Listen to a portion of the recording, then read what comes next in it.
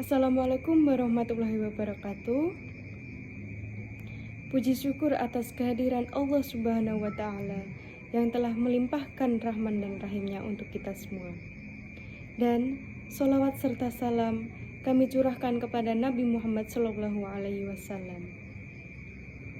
Perkenalkan, saya Ramadhani Nikmatullah, NIM 43040190114 dari kelas Kewirausahaan 6D. Kelas saya diampu oleh Bapak Turjangun selaku dosen mata kuliah kewirausahaan.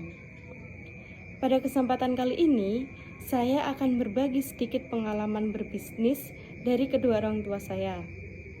Sebelum masuk pada cerita, saya akan menjelaskan beberapa materi mengenai kewirausahaan. Pertama, saya akan menjelaskan mengenai motivasi usaha. Motivasi usaha menurut Ensiklopedi Manajemen Ekonomi dan Bisnis adalah suatu proses pengembangan dan pengarahan perilaku atau kelompok yang menghasilkan keluaran atau output yang diharapkan sesuai dengan sasaran atau tujuan yang ingin dicapai organisasi. Nah, dalam memulai suatu usaha, pastinya harus memiliki motivasi terlebih dahulu.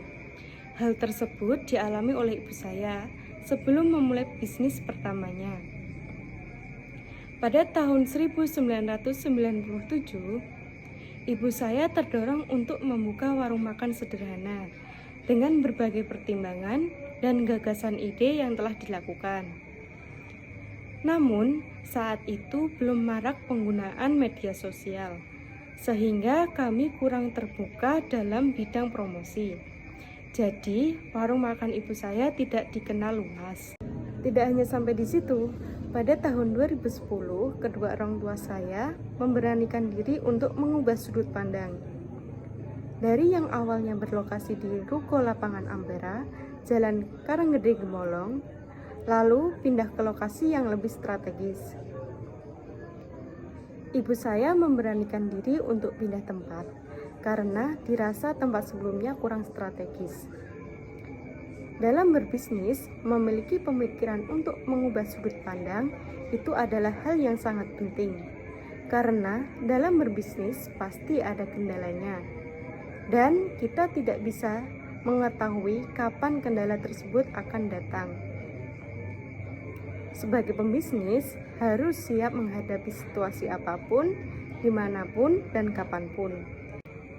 Lokasi warung makan sederhana milik ibu saya pindah tidak jauh dari lokasi sebelumnya. Hanya saja lokasi ini lebih strategis dan berada pada titik keramaian. Dengan begitu, pasti lebih mudah untuk dikenal dan lebih mudah untuk dicari. Di warung baru ini, ibu saya mengeluarkan beberapa macam menu terbarunya. Dengan letak yang strategis, pastinya daya saing antar penjual semakin banyak dan beragam.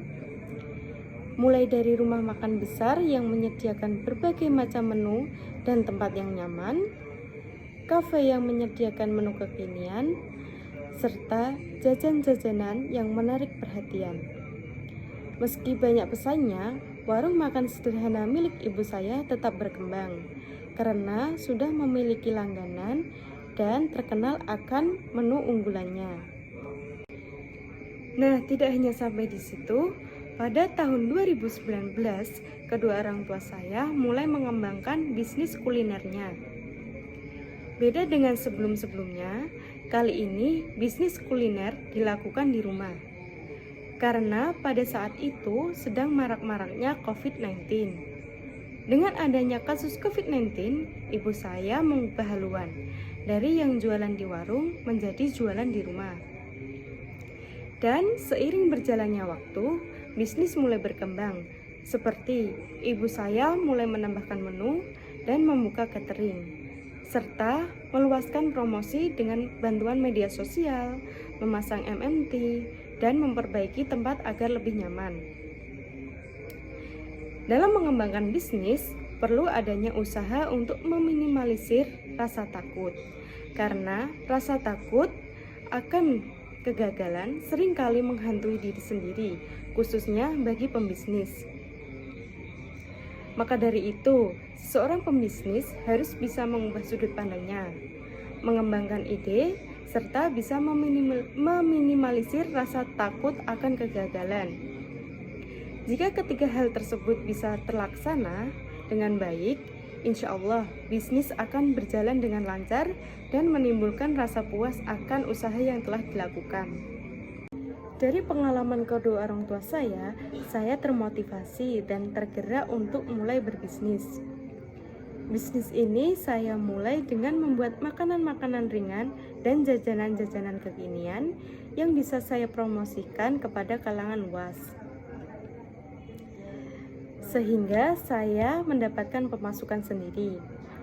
Bisnis ini sudah saya tekuni sejak tahun 2019 hingga sekarang. Sekian cerita pengalaman berbisnis dari kedua orang tua saya. Semoga cerita tersebut dapat bermanfaat untuk kita semua. Dan mohon maaf masih terdapat kesalahan dalam pengucapan maupun pelafalan kalimat.